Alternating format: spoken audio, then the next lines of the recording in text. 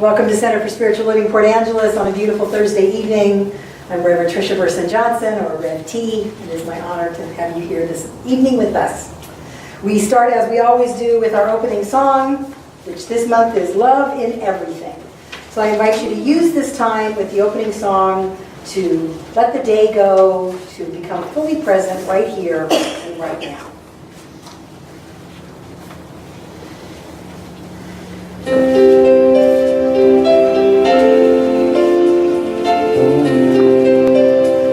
Deep breath.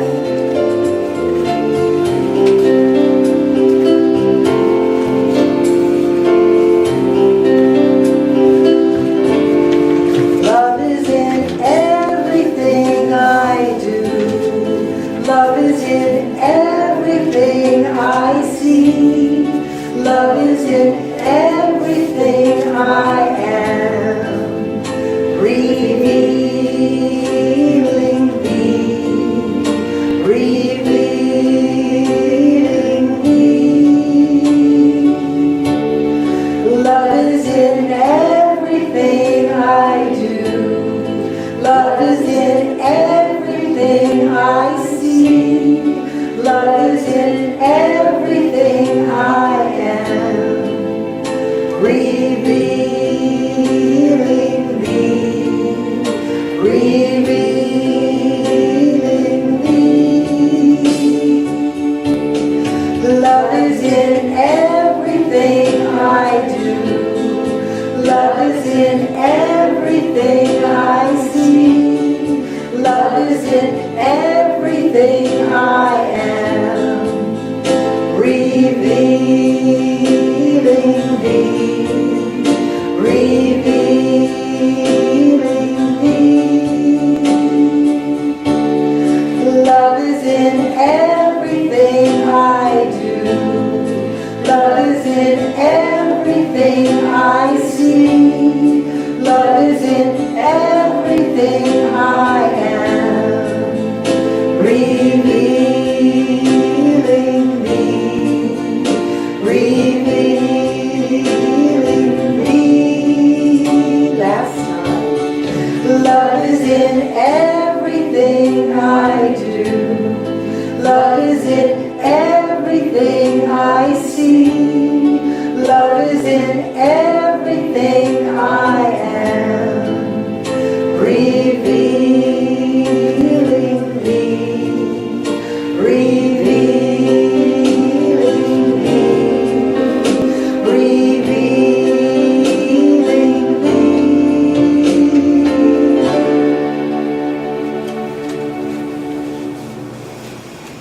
The breath. Everything we do, everything we see, everything we are, that is where love resides. In everything, outside of us, inside of us, all around. That's our theme for the month. Love, compassion, and caring. So we're going to open up to that a little more tonight. I invite us to say our reading of our vision and our mission together. It's in our program. Our vision.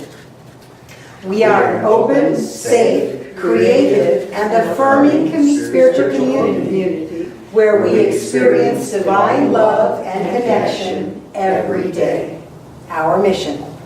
Through spiritual, artistic, and social gatherings, we experience and express divine love.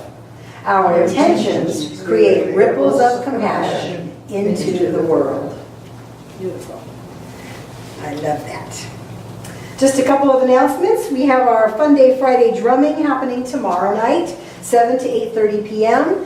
Bring a percussion instrument or share one of ours. We've got plenty. We're actually going to be meeting in the barn for drumming tomorrow night because we have a whole lot more percussion instruments ready and waiting for drummers to show up. And if you come, you'll see what I mean.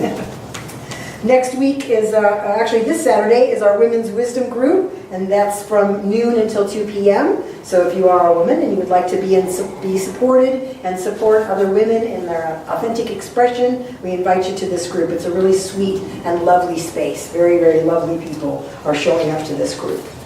And then next week we have the Open Men's Circle, and that's facilitated by Uric, and that's from 10 a.m. until noon. That's the first and third Saturday of each month.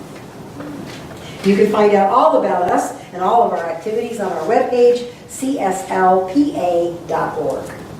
I invite up Shirley Grace to do our opening reading, a brief time of silence, which I will bring out with our crystal bowl, and then a beautiful affirmative prayer.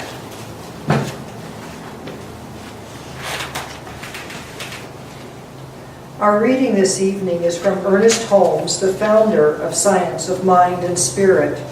He writes in Richer Living, "Life fills all space, and spirit animates every form. But since you are an individual, even the spirit cannot make the gift of life unless you accept it. Only that which you accept is yours to use." Join me for a moment in taking that into your very being.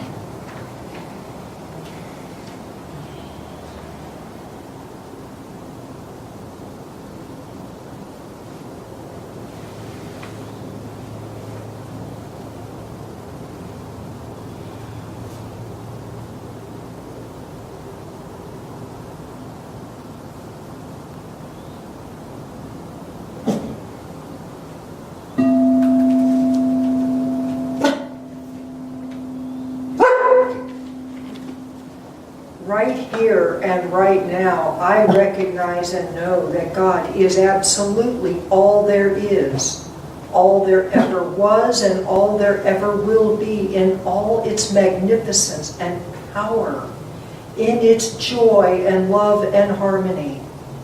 All is spirit in form, and we are that. We are the heirs to the kingdom. And knowing that, I claim for all and for this spiritual community that all is well at all times. We are forever evolving, for that is the nature of spirit, that we are to continue to grow and evolve into good and greater good. And I am so thankful that this is so. Our lives continue to blossom. And it is good. And for this truth, I give thanks, as I give thanks for this community and for Reverend Tricia, who brings to us a powerful message from her heart to ours. With humble gratitude, I release my word into the law, and it returns to me absolutely in form. The law always works on the word. And together we say, and so it is.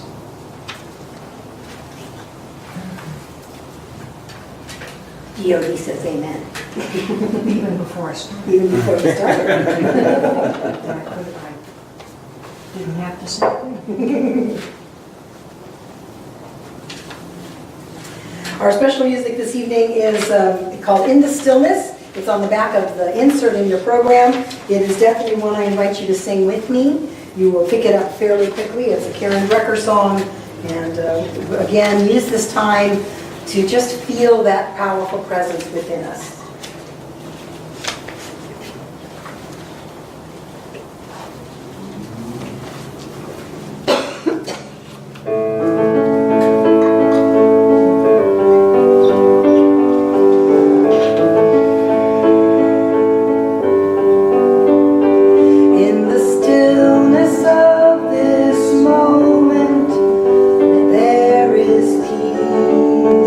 There is peace.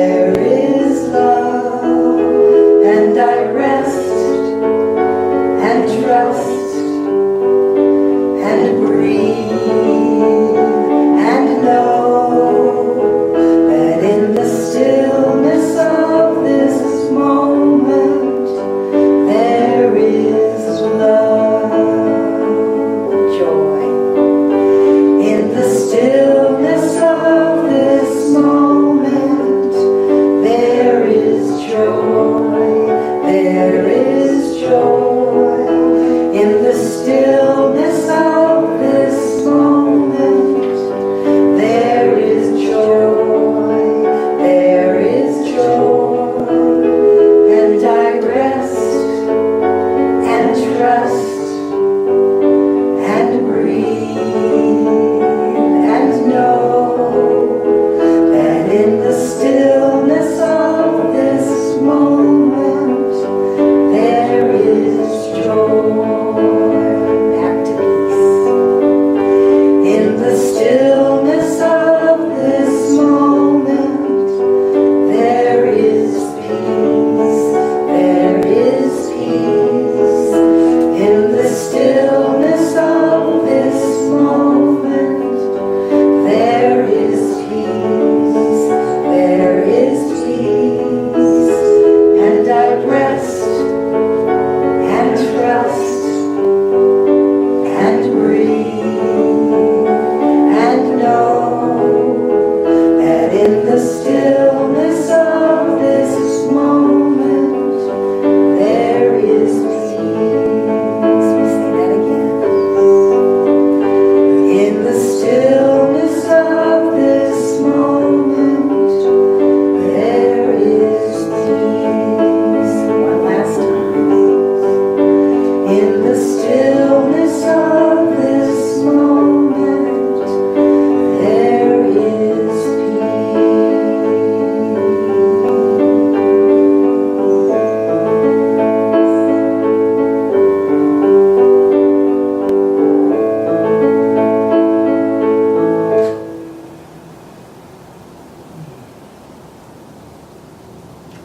Just allow that vibration to move through your body.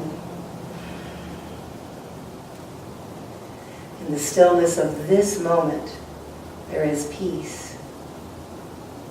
There is love. There is joy. There is abundance. There is enough. In this moment is everything we need. Right here. So I invite you to take a breath. And just come present right here and right now into this space.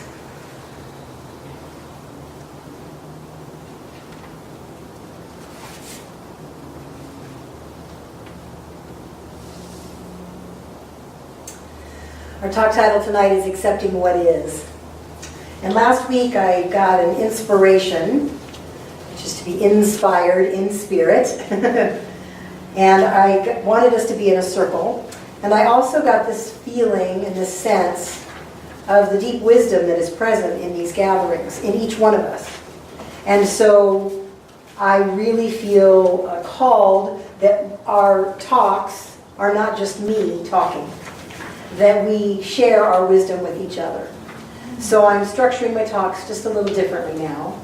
So I'll present some thoughts and ideas and concepts, and then I might invite you to share what you know about that, how you experience that in your own life, how that feels for you, or where do you not feel that, where do you struggle.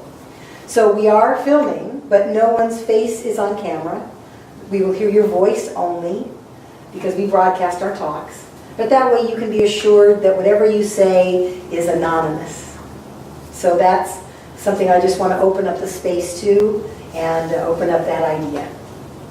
So accepting what is. Oh boy. Oh boy. Wee. I don't know about you, but that is not always easy for me. Just accepting what is. Or as many other scholars have said, accepting what seems to be. Because what is something different, but we'll talk about that in a minute. So accepting what is whatever's happening in our human experience. Whatever's going on, what seems to be happening in our human experience. Whatever that may be. The joy, the bliss, the wondrous, magical moments, or the challenges, the struggles, whatever else seems to be going on with us. I heard a great radio program this week, and it was a bunch of mothers speaking about the reality of motherhood and how nobody ever really talks about the fact that motherhood is extremely challenging. And these were mothers that, some of them regretted having children, but they could never say that, ever, except on this program where they had some anonymity. Some people actually gave their names. But they talked about the struggle, and they said, one woman said, motherhood is 80% chores and 20% magic. And nobody ever told her that. I think life is like that sometimes. It's 80% chores and 20% magic. And then as we become more connected to our inner life, to our spiritual life, well, then that percentage can shift. And then even chores eventually can have some magic in them. It doesn't feel like drudgery or slogging away. So when things are happening that are, as Ernest Holmes says, not preferred, are non-preferred experiences, whether they're health-related, relationship-related, financially related, our car's not working, whatever it happens to be, we have two choices. We can fight it, we can bemoan it, we can be a victim of it, or we can accept it. Oh, that's what's happening. Either way doesn't change what's happening. What is happening is always what's happening. What changes is how we approach it, how we sit with it, how we be with it. And that changes often our experience of it. 90% of the time. It will shift our experience of what seems to be happening. I remember that vividly with traffic. I spent most of my life in Southern California. Most of my life in traffic, of one description or another. And man, I used to fight that. I did not accept what is when it came to traffic. I was fairly peaceful in much of my life, but I turned into a crazy person when there was traffic. I mean, I could feel the anxiety, the tension, the need to push the cars in front of me to make them go faster. And then suddenly one day, there was a click. I feel that inner click in my life, and I think many of us have a different way of describing that, but I definitely feel like it's some click that happens when I have an awareness, or as we say, an aha moment. For me, it's like, there it is, something feels different. And I recognized and said to myself, I'm going to get there when I get there. There's nothing I can do about what's happening in front of me. This is what is. So I have a couple choices here. I can relax, I can rest and trust and know that I will get there in the right and perfect divine timing, even if it looks like I'm late. And more often when I do that, I had time expand and I was not late, even when I thought I would be. If I'd been rushing, I would have shown up wherever I was going, frazzled, angry, frustrated. Not the kind of energy I like to bring into a room when I come in. Or in a wreck. Or in a wreck. I would not be attentive, or I would be so wound up.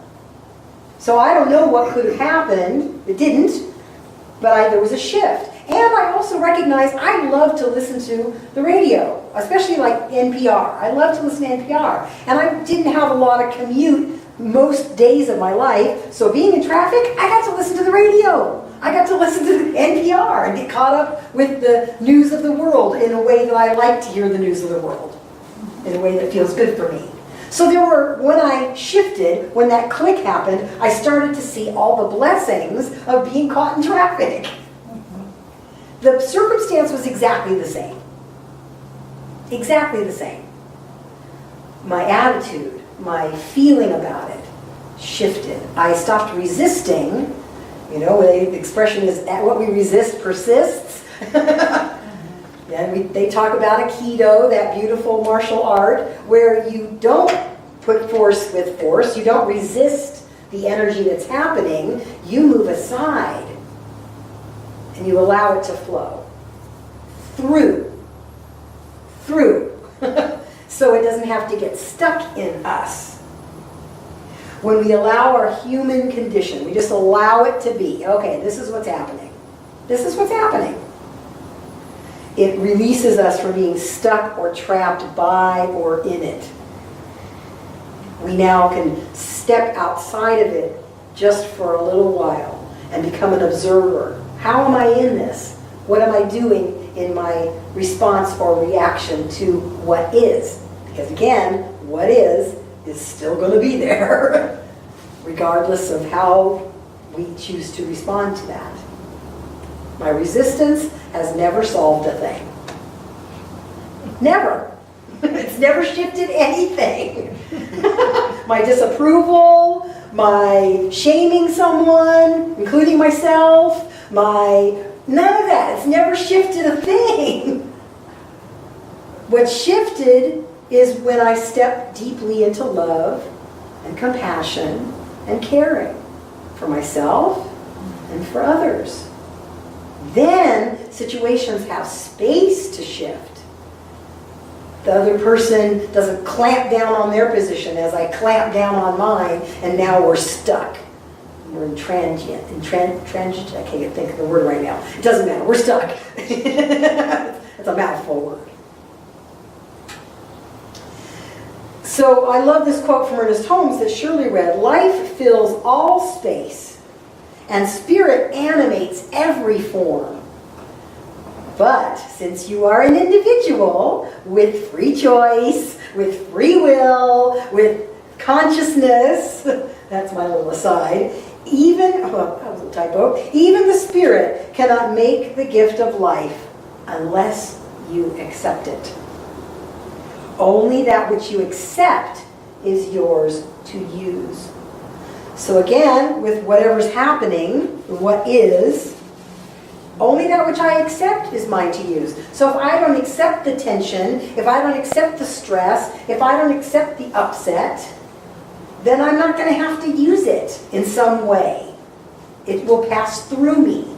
If I accept something else that's lighter, more spacious, then I can use that. And that feels better in my body. I don't know about you. So, can anybody relate to this topic? Do you have any examples in your own life of where you've either resisted what was happening and you noticed the result, or you just said, okay, this is what's happening right now, and then you noticed a different result? Have you had any experiences like that, in some time in your life? You don't have to give super specifics. And as my mom always says, it was on another day. So it doesn't matter if it was yesterday or 20 years ago, it was another day. Or maybe it was today, I don't know. Maybe. Yes. I did take that example of the traffic. It's very much my experience too. And I realized that not only was I resisting it and making myself all hyper and crazy, but I could use that time to bless everybody that was on the road. And once I started doing that, just saying, even if they didn't look at me or anything, but just bless this car and bless that one. And whenever I see an accident on the road, bless the people there, helping send some angels there to help them. And it became a lot lighter to do the traffic. And then, like you said, time seemed to expand and was able to get there faster. And the other concept is that not only do things happen for a reason, but we attract and invite situations into our life. So if I invited this, what can I learn from this? What is it that I invited? It can look a certain way, but what did I invite? And be curious about it. And then again, that shifts it too. Absolutely. I love that sense of curiosity as opposed to judgment. If I can just be curious, it shifts immediately the energy of what's happening. And as you were talking, I remembered one of my better moments in my life. Years ago, I started a job in a government system, and occasionally we would need something done, and you'd have to go to the office on the 4th floor with this one woman who was in charge of that process. And everyone warned me, oh, she's awful to deal with, you're going to have to fight for this. And the first time I got opportunity to go up and ask her to do what my boss wanted done. On the way up, I thought, well, I wonder how people treat her. Maybe I'm going to try just treating her not as if I expect her to fight with me and make things hard, and just see her as a human being. And I went up to her and I asked how her day was going, and before I ever asked her anything, I engaged her in conversation and saw her, and things went smoothly. I never had the experience of that being difficult. And she started telling people, oh, that one clerk, I like it when she comes in my office, she didn't know why. Not on a conscious level, Right. but, and then people say, why does she like you? Is it because I treat her like a human being? Yeah. You see her. Exactly. Yeah. Exactly. I need to remember to do that more. Yeah. I vividly remember, I taught drama in elementary schools for years, and I still remember a classroom I went into where the teacher in front of the kids told me what a terrible class it was. And I would have teachers occasionally tell me their class was rough, but usually it was like on lunch or not in front, but this was in front of the class, telling them, telling me, oh, these guys are, blah, blah, blah. And I said, thank you. And I know that every classroom I walk into is filled with the most amazing, awesome kids. So we're just going to have a good time here together today. We had a great class, and they were never a pain in the patootie with me. Now, I don't know what their experience was. And when somebody wants to tell me about somebody else, or, oh, be careful of that situation, or be careful of this situation, I often will stop them and say, thank you. And I'm going to just have my own experience and just see how that is. And that shifts things.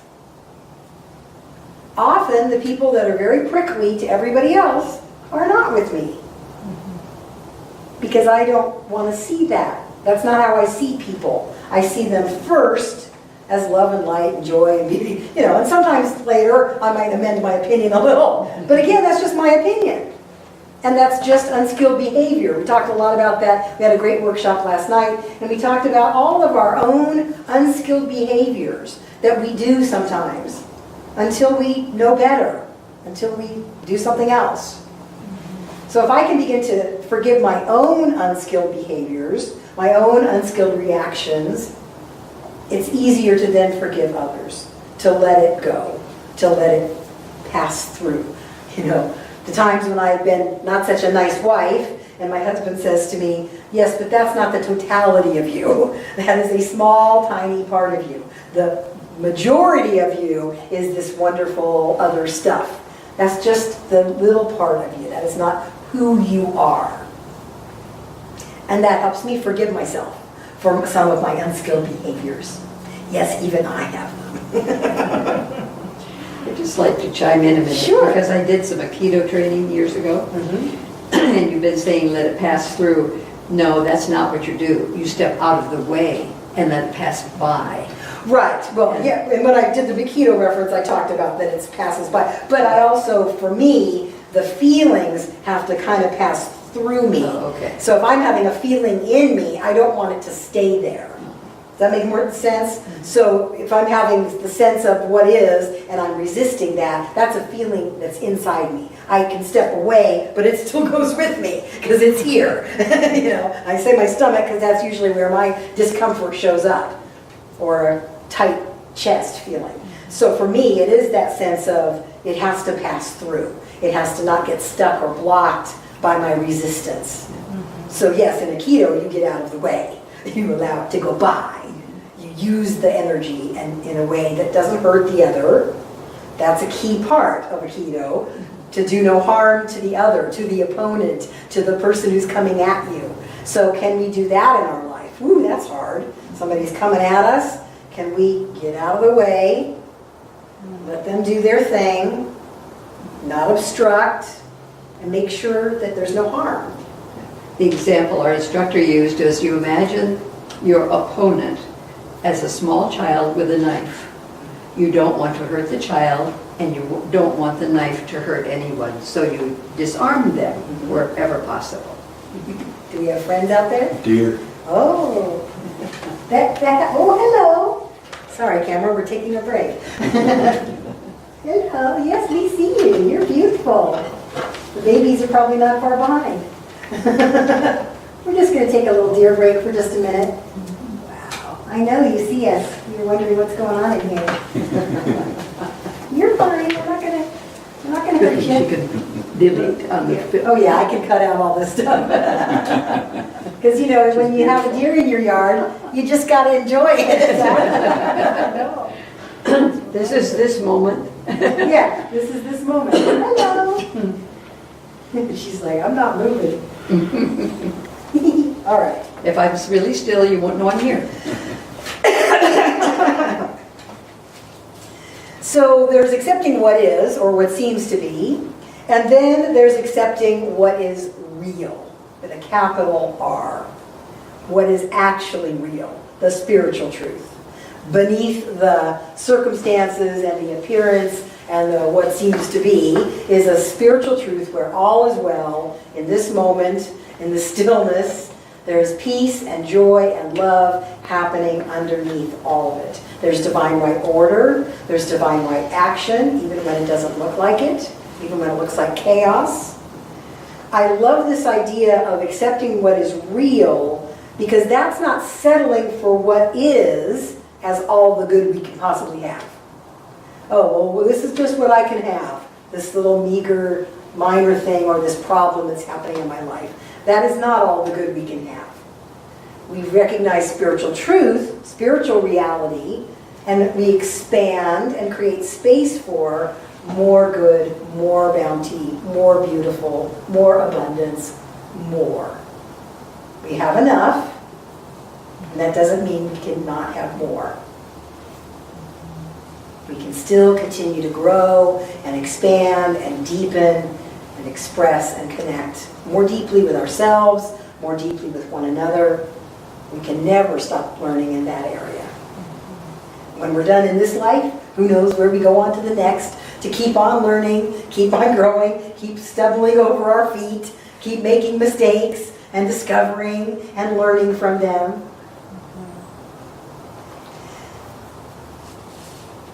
The expression, "this too shall pass," such a powerful, powerful statement. I've used this example before, but I still carry with me Will's grandmother, Doris, who was 102 when she passed away, who had seen some life, you know. In 102 years, a lot of life had happened to this woman. 3 marriages, world wars, Spanish flu, the Great Depression, computers, people walking on the moon. Crazy, right? Crazy to even imagine all the changes. And she would say to me, when I was having a tough day, "This too shall pass." She would just pat my cheek. "This too shall pass." And I believed her. I felt it in the marrow of my bones, because this woman had watched things pass. Every time we think the world's going to blow up, this too shall pass. Every time we think this is the last thing that's ever going to happen, this too shall pass. No thing, nothing, no thing is permanent. Our lives are not permanent. This planet is not permanent. No thing is permanent. The only thing that's permanent is the divine. The divine essence and energy. And energy is never lost in the universe. Science has proven that. So there's just a change in form. Constantly shifting, excuse me, and changing. I have a tickle today.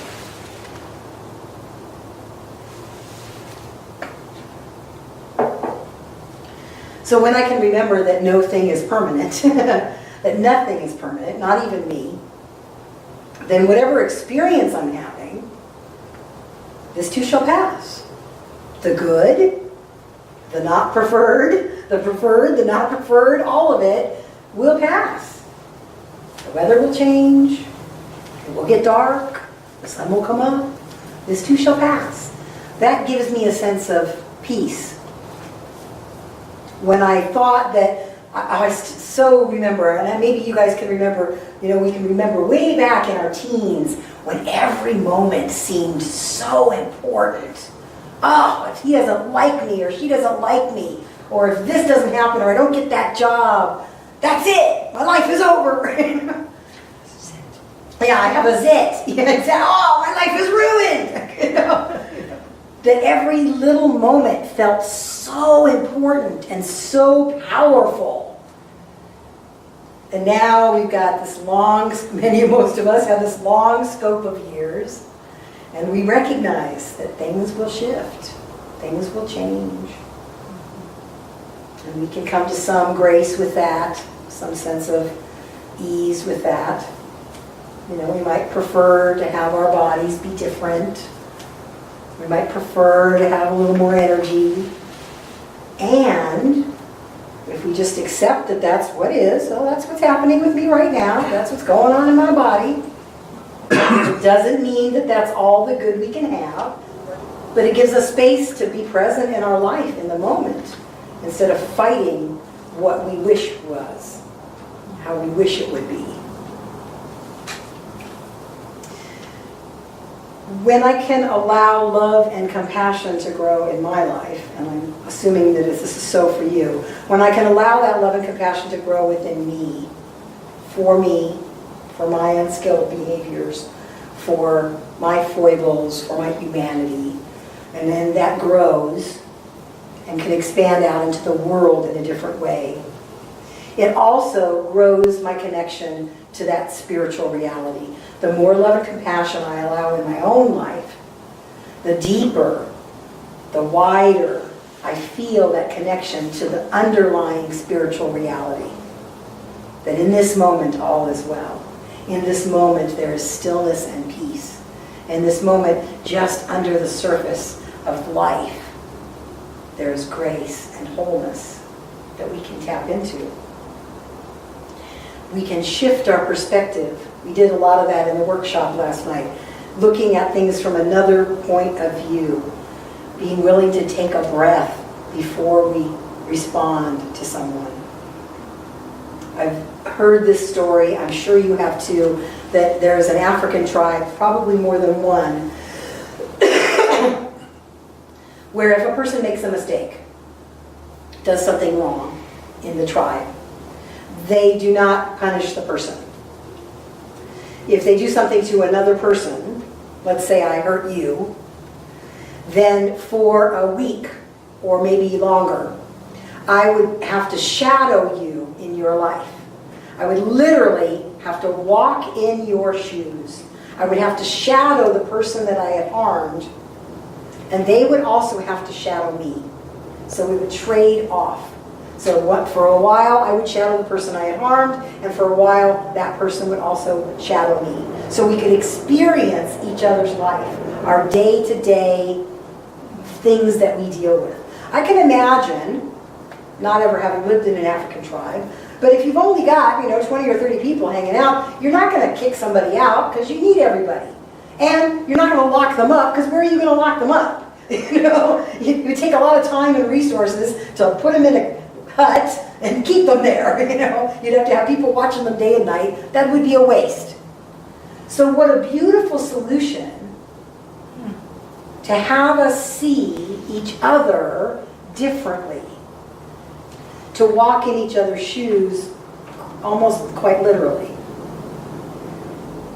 That is a beautiful practice.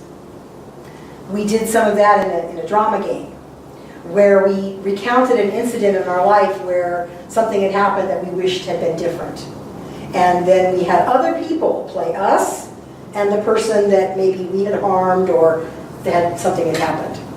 And then we had those people switch. And we got to see the scene that we described 2 times with different versions, because those people interpret the little simple paragraph we wrote about the event differently. And we're over here as the observer. We're not in the scene. And things can shift. We can begin to see, oh, well, I was just, young and dumb. I was doing the best I knew how to do at that time. I couldn't have done any better, or I would have. We can then step into some deeper self-forgiveness by becoming the observer, by shifting our perspective, by looking at our life a little differently, because we're so used to thinking that this view of the world through our own eyes is the way it is. It's not. It's one of billions of ways that it is. There's a lot of turmoil going on in our country. Part of my spiritual practice is to imagine that I am in somebody else's shoes and trying to look through their eyes at the world. And it's brought me a different level of compassion for some of our leaders in the world. Just a deeper sense of compassion. It doesn't mean I like everything that's going on. It doesn't mean I agree with everything that's going on.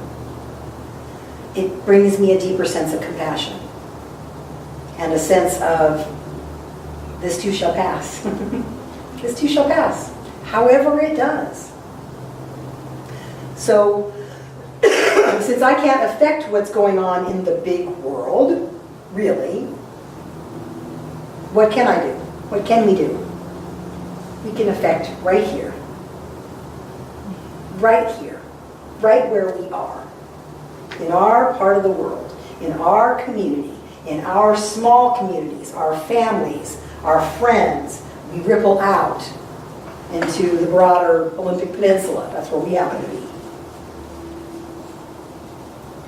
When we can accept what is, allow it to move by,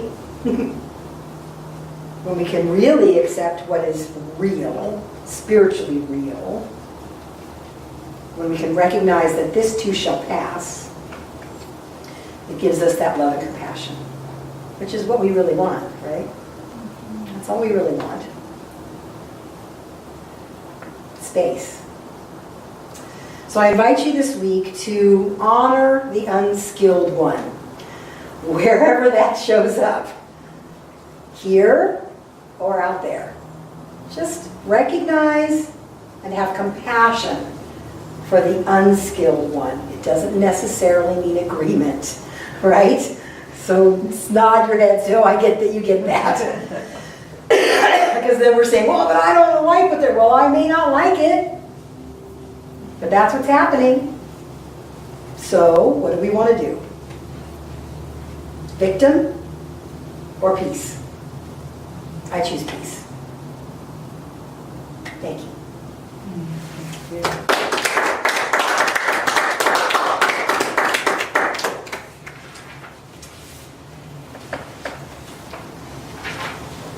We have an affirmation in our program. It's right underneath the talk title. It's on the insert. I invite you to say this with me. I accept what seems to be while opening to a greater spiritual reality. I also included in your program the compassion exercise that I had us walk through a couple of weeks ago. I invite you to take that home with you, put that in your car, on your fridge, make copies, put it everywhere. It's a great exercise to do when we're out in the world. It's a great exercise to do with those we love. Just like me, this person is doing the very best they know how to do. Just like me. It's 5 easy sentences, and I love that it starts each one just like me. It reminds me that we are not alone, and that we all get to have compassion in different ways. This is our time for conscious giving. If you have a tangible gift that you're choosing to give tonight, I invite you to put it on your heart, put a little extra love and energy in there. I'm so grateful for this time and this space, for this beautiful place, for these lovely, lovely beings who join us tonight, both here and through the ethers. I'm grateful for the deer that grace us with its presence, and I'm grateful for these gifts which flow through our center, rippling out into the greater world as good.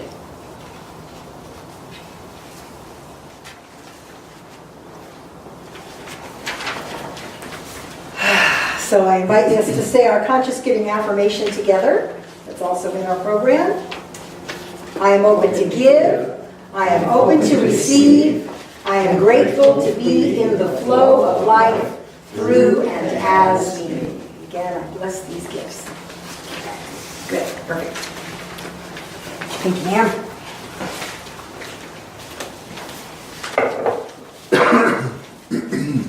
We have a closing song, part of something greater. The words are in your program. We are part of something greater, part of something greater than any one of us could ever be. We are part of something greater, something so much greater. We're opening our eyes so we can see. We are all joined together in our hearts, in our minds, and in our souls. We are part of something greater, something so much greater than any one of us could ever be. We're going to do that one more time, because now you got it. We are part of something greater, part of something greater, sorry, my fault, part of something greater than any one of us could ever be. We are part of something greater, something so much greater.